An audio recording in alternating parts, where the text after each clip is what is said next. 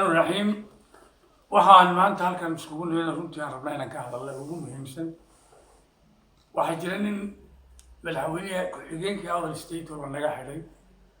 waxaana laga kaxeeyay magaalada Boorama waxa la geeyay meel dhul aan dhulkiisii ahayn oo aan gobolkiisii ahayn waxa ugu maqaala waxa la geeyay Hargeysa waxa weeye محمد جامع مركو وقور سرير كيسان معها إساق معها محمد هو نقدر بورسيا وحيابات كويس ستان وحكمت وحقوق الله وما تقدر بورسيا توه الله يا محمد وحيقوم مقالة وحتى هذا كليبسكي قبله مساكين تقدر بورسيا سيدا قن حمد عليه دول وقك حيسن أيوك هلا دمين كستو ضمير اللي هو كهلا كراكا الدنيا وحوي حر dadku waxa weeye freedom of speech wax la yiraahdo jira sida idinkoo oo aan dawlad ahayn oo jabhada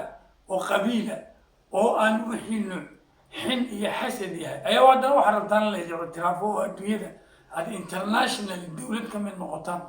bal hadda sidee uga mid noqonaysaan dawlad idinkoo levelka joogtaan levelka waxa weeye maxamed intii deysaan way idinkama barayeen maxamed intii deysaan mid mar labaadna weydii ku celinaya maxamed tin haddaad ka goysaan Soomaaliya idinka xisaabteeda bixintinka runtaan idin sheegaya waxa weeye safaradaha Ingiriisku leeyahay oo la wada sheegnay ee khuseeyay meesha aad joogtaan idinku gashaan degantii waxa weeye mid labaadna idin sheegayna hadda ogaada dhul xora iyo intiina badan aad ka tagteen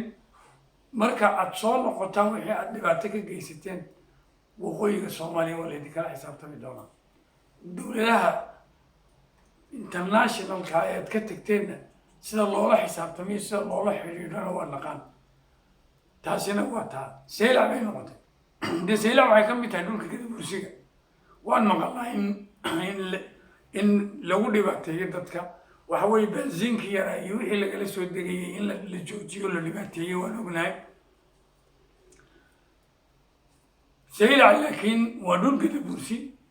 hadday Ethiopia maxaan ku raahdaa la shaqayso hadday even maxaan ku raahdaa Carabta la shaqayso hadday Yuhuudda la shaqayso hadday Mareykanka la shaqayso Seela cid allaaliya cidii dekada u baahan ee ummadda Gadabursi ay runtii ay ahli la dhigato ay kula shaqaysato oo dhan bay u furan tahay